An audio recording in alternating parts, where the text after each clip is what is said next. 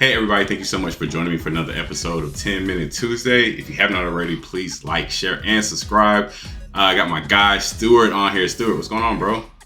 Seiko, what's good, bro? Good to see you, man. Happy to be here. Man, it's been what, a year since we've seen each other at the Uh, Alteryx conference? Alteryx sales kickoff. Yeah, been Yeah. exactly a year. I remember we were out in Anaheim, and you had to hit the Lakers game. Had to yeah, had to do it. Walking boot and all, recovery, had Walking to boot and all. Forgot about that. Right. That yeah. boy was on the injury reserve on the IR. I said, I'm getting Yeah. to LA. I'm going to Staples or Crypto, whatever it's called now, for sure. Had to be Yeah, it's been a there. while, man. Yeah. Well, anyway, man, appreciate you hopping on 10 Minute Tuesday. We've done a Sure. number of these. So, Stuart, go ahead and introduce yourself. Yeah, man. So, Stewart Zellars, I am a senior manager at Plante Moran. It's an audit, tax, and consulting firm. I am in our data analytics or business analytics practice. I lead our manufacturing and distribution as well as our services vertical, right? So it's kind of one half of what we call our commercial analytics team. Um, I'm I'm in Detroit now. My firm is headquartered in Southfield, Michigan, but I was born and raised in Georgia, Augusta, Georgia. Went to UGA for undergrad, moved up to Detroit actually to teach high school math.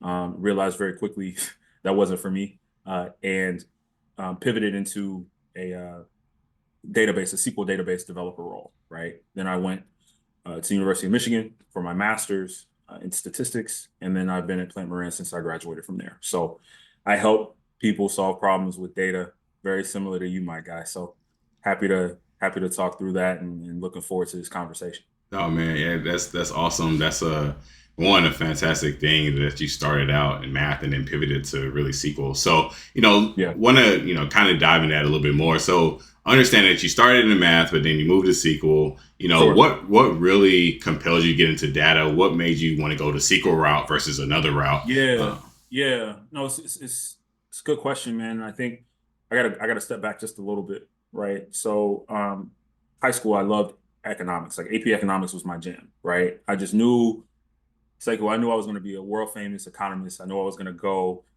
creme de la creme, London School of Economics, everything, right? That was my path, right? Academia, I thought was my path. I got to UGA, took an econometrics class, and I was like, yo, this linear regression, why have I never heard of this, right? Never heard of it, never heard of predictive analytics or predictive modeling or anything. And I was looking around in my classroom. I remember distinctly thinking, hey y'all, are y'all hearing what the professor's talking about? Like we can predict the future, right? Like we can tell people what's going to happen with a certain level of certainty. Like that's how is that not everything to y'all, right? And so started off pure econ, added stats after my econometrics class, and then actually at UGA took an alternative spring break trip. One because I was broke. Spring break was not happening for the kid, but took an alternative spring break trip to Detroit, Michigan, my freshman year, right? And so our focus was education. So I remember going into a classroom actually that is funny. Life comes full circle. That middle school that I was volunteering at is down the street from my house. So volunteered there, and I was like, I'm gonna be in Detroit after I graduate. Like that, this is the city for me. I'm gonna get here. I love it. It's gritty. It's grimy. It's very much it's black, right? Like that was very powerful for me at that point in my life, and it still is today. So I was like, whatever it takes to get there, I'm gonna get there. So I did. I applied to Teach for America and got assigned to Detroit. The running joke was, you put Detroit anywhere in your top 10, you're getting Detroit, right? Detroit was my number one. So it was no question. I don't even think, I really don't think they looked at the app, right? They saw like math, Detroit, good, right? yeah. You're all set.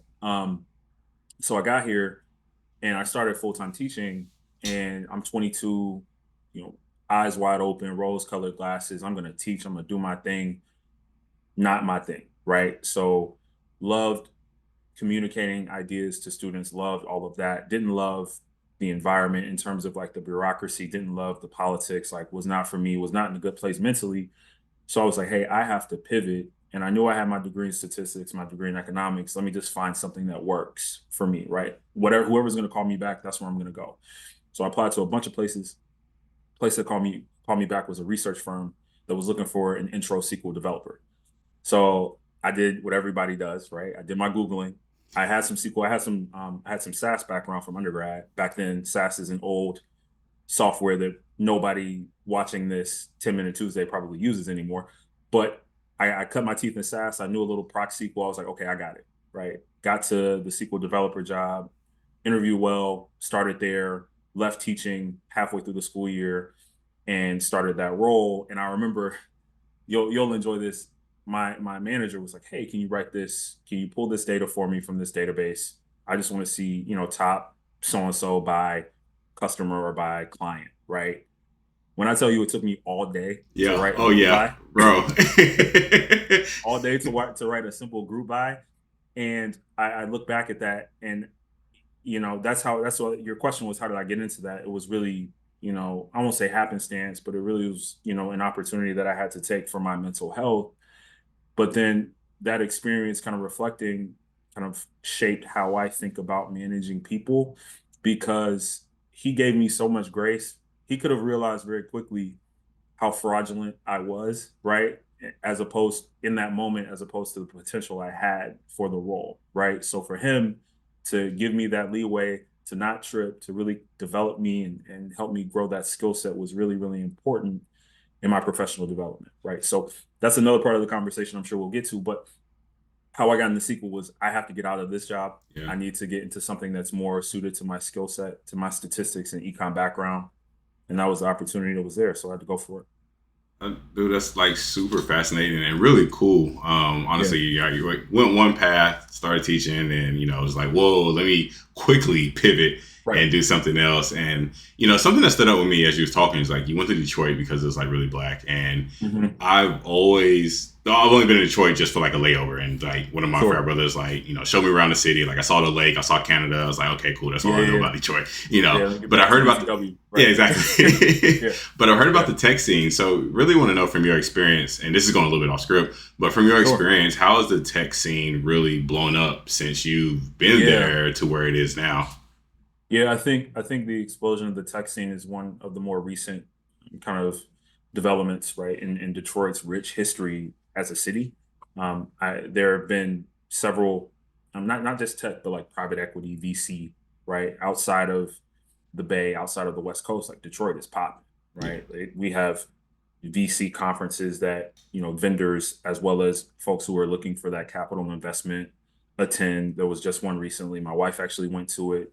As an attorney, just to kind of see the lay of the land with her starting her own firm, right? So it's really fascinating because I think back to when we moved up here in 2013, right? So 11 years ago now, completely different, right? It was almost um it was everything that people had described about the city, right?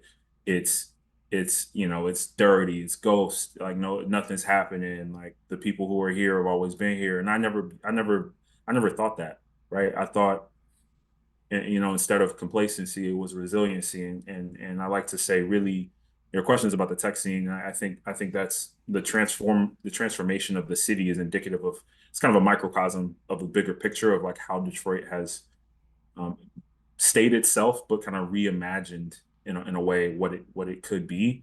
I think the the influx of interest and the influx of people who are coming to the city, the opportunities that are coming to the city are very, very fascinating. Um, but on the other side of that coin is, what about folks who have always been here, right? What about the folks who kind of, not kind of, the folks who stayed here and held it down, right? For a lack of a better phrase, for the city. Like the city is still very much, um, I don't think people have gotten their flowers like they should have, yeah, right? For folks who were born and raised here and stayed here and did what they had to do to make sure the city didn't completely collapse, right? yeah, Like it was bad times. So although kind of the new life, right, that is being um breathe into the city, breathe into the scene is very, very interesting. And it provides opportunity for folks like us, right, who are in technology, who are at the intersection of being black in tech, yeah, right, or being black yeah. in data, right. But I think there still needs to be a concentrated effort in um, fulfilling kind of paying the debt that's owed to the folks who kind of held it down. Yeah, no, that's like really fascinating because like I said, I got friends from Detroit, and they, like you can just tell a Detroit person, like their Yeah. mannerisms, the way they walk, like you can just tell they're from Yeah. Detroit and the No, pride that they the have swag for. is crazy. Yeah, Like yeah, the confidence is crazy. yeah. Right. It's insane. It's super crazy. So that's one thing. I've just been reading like current events and everything about like Hmm. Detroit and like you said, investment and even just different things that Yeah. are going on there. So appreciate you answering that question. But Sure, moving man. For on, sure. thinking about your journey, what would you consider your biggest failure, and what did you learn from that experience? Biggest failure was quitting my teaching job, easily. Right. It's something that I've been reflecting on recently. Biggest failure in my mind is leaving that role and leaving my kids halfway through the school year. Right. Like that was deeply personal. It was deeply humbling in terms of who I thought I was and who I thought I could be. Right at that point in time. And I've actually, it's funny. I saw the questions that you sent over, and I was like that. I've been getting asked this a lot lately, right? And it's been the same answer, so it's really kind of influenced that reflection period of okay, in that moment, yes, it was a failure, right? Like I'd never quit anything in my life, right? Like I'd never say like you know, everything's all I won't say come easy, but like everything's been pretty good, right? Like Yeah, went to college, like college has been good. Like, yeah, okay, like life is good. Like I won a TFA, I got it. Like, okay, life is good, right? And so you just have it in your mind that I can't fail, right? And you don't even know how to comprehend it. And I don't mean to sound arrogant, but at that point, like you get to where you are because you haven't had many of those experiences, or at least I hadn't. Like life had been hard, but I didn't right, fail. right. Um, and that was tough, but it taught me as I reflect on it, it's like it's okay to quit stuff that's not for you, right? Like why? Sure, you can grow from opportunities or experiences that are challenging. I'm not saying quit everything that's challenging, but if I knew I wasn't going to be a lifelong educator. I knew I wasn't in the space to be what my students needed me to be. I knew I wasn't in the space to be what I needed me to be. I had to go, Yeah, right? And so um as I think about it now, 10 years later, much more mature, many more experiences, it's not necessarily a failure anymore, at least right in this present moment. Like it's more so that you tried it, you did it, you did the best you could, what I mean, grow from that, learn from that, but it's okay to move on, right? It's okay to quit things that aren't for you, that aren't going to really be, doesn't allow you to be who you really should be. yeah, And so the power in saying no, I think, is and saying no to yourself, right? To that inner voice in your head, like, nah, Stu, you gotta go. Like yeah, it's okay, right? Like I learned that, and I say no all the time now, yeah, right? yeah. And it creates space for things like this, where it's like, yes, of course, like I'll come to 10 minutes Tuesday, like I'll say no to other things, Right. right? But do Now this. I'm really kind of stepping into the space where I need to be, and saying no allows you to do that. Yeah. I think that's like really, spot on with a lot of people that I've talked to. The um, ability of not that internal feeling initially of failure, right? Is I Right, failed, like I did this, and oh my god, I can't believe this because this is not like me, or dang, right. that reflection point. But then as you get older, like you said, it's easier to look back and be like, no, I didn't fail. It just wasn't for me. And so Hmm. the growth and the viewpoint of it is such a fascinating thing. I know I've definitely had it like a million Yeah, times where you look back at something and in that moment, like you said, right, just stuff. I won't say comes easily, but stuff clicks, right? yeah. We're in It's our like, yeah, mood, like yeah, yeah. If I work hard enough, I'll yeah, figure it out, yeah, right? like And yeah, and and when you get to that point where you're working as hard as you possibly can, and it's not clicking, yeah, right? It's just not coming to fruition like it always has. It becomes, it becomes a crisis, yeah, right? Like, like yeah, it becomes a big sticking point, and it's just, it's something you have to work through because it's going to happen. yeah. Whether Yeah, it's man. like now or later, but that's like Now definitely or like later, the bro. hardest part of the journey is like, but you got to go through it because you have to grow through it. Absolutely, Yeah. absolutely, man. No question about it. All right, so Stuart, thinking about someone who's just starting their career in data, Mhm. what is one piece of advice you give someone who's just starting out? Um, it's a good question, and it's a question I give like our interns and our new hires, right? Who are either interviewing and they say, "Hey, what's one piece of advice?" or they're just starting. Especially in data, like you got to be comfortable with feedback, right? Like you and I both know, You may think, that Power BI dashboard is the dopest, most clean, like boom, it's interactive, right? I got bookmarks, dude. I got links, right? Like I got pages and click throughs and I got all these other things. But like somebody, your partner will say, why do you have decimals on $1 million? Right? Like why? You know what I mean? It's like, damn, that's what they saw. Yeah. Right? But I think coming straight out of college or straight out of university, feedback is tough because that means in academia, that means you're wrong, right? Like, but in a professional space in data, that means you're growing. So I think I like to say switch that mindset. Like what really, and it sounds cliche because, and cliches are true because they're, a lot of times because that's why they're cliches. But being able to switch from, damn, Stewart really, he thought that was really wrong to, okay, Stewart's giving me this feedback because he wants me to be a better analytics professional or he wants me to be a better, consultant, as Yeah. opposed to he's coming at it from a place of malice or ill intent. And if you have a good manager, if you have a good team, if you're at a good place, feedback is going to happen. I get feedback all the time, right? Like Power BI example is not a, you know, nebulous example from a consultant that I work with. Like Power BI, that happened to me last week. Yeah. I was like, it's like I know this though. Like why did I do that? Right? It's just one of those things like being okay with it, getting that feedback, getting the red lines, and just understanding that if you're at the right places from a place of growth, that mindset is important because we're always growing. I mean, you and I were talking before we started recording, right? Microsoft Fabric, like understanding new tools, understanding new market trends, understanding where the industry is going, right? That requires getting that feedback, either that self reflection of, okay, I need to get better at this, I need to understand this. That's what you and I were talking about, or um, you're getting that feedback from your supervisor, from your partner, from whoever, and it's really just for your development. Because Yeah. without it, what's the point? What are we doing here? You know Yeah. what I mean? If you're not here to grow, here to learn, here to become better as a professional, you're missing out, right? You need to worry if people aren't giving you feedback. Yeah. No, seriously. Yeah. It's Yeah, like you can't be a consultant, developer, manager, anything, right? You can't grow without right. it. And like definitely if you're starting out, you better get some thick skin's a bad word, but And you gotta be able to take yeah, it. Like, it is yeah, and it I comes from think a good place. It should come from a good it place. should, and I think that's the onus. That onus is on managers and like directors and supervisors to make sure that you're communicating it in a way that it Yeah. is coming from a good place, Right. right? Like you can't say that sucked Yeah. and just leave it. Yeah. Like, all right, walk me through your process. Okay, cool. Here's what I would do. Here's why, right? And I think explaining that why to young professionals who are just starting out makes it more realistic because they're just used to getting, X on a paper, right? Or X on a problem set or whatever it is. Like they don't get any explanation or any kind of follow-up feedback on why that was wrong. They just know it's wrong. So if you start off with that's wrong, you know, Yeah. they're they internalize that. A lot of people do. I don't want to generalize too much, but a lot of folks will internalize that and it'll trigger things that have happened when they were in college, Right. right? And like this is not college, right? There is no, you and I both know there is no answer key anymore, right? No. Like No.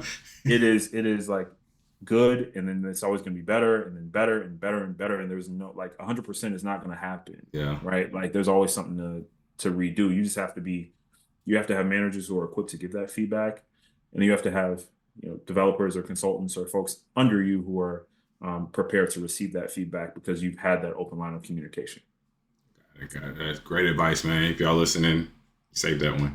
All right. All right. So, Stuart, tell me about the most influential people in your life and how they made an impact on you. Yeah, so this is the question I was concerned about because I'm like, damn, this is a big question, and I think it shifts as as you grow and as you live a little longer, right? So, growing up, easily my mother, right? Like, no doubt, right? Single mom had me at 19. I look at like how old I am, bro, with a kid who would be 13 now. Are you joking? Right? Like are you serious? Right. Um, so I mean the grit, right? The grind it out, the do what you have to do to make it, right? Like that really was inspiring to me and it's hard for me to complain about things, right? When I kind of think back to her sacrifices. And tangentially, right, my aunts, my grandmother, really that village concept, right? Everybody around me.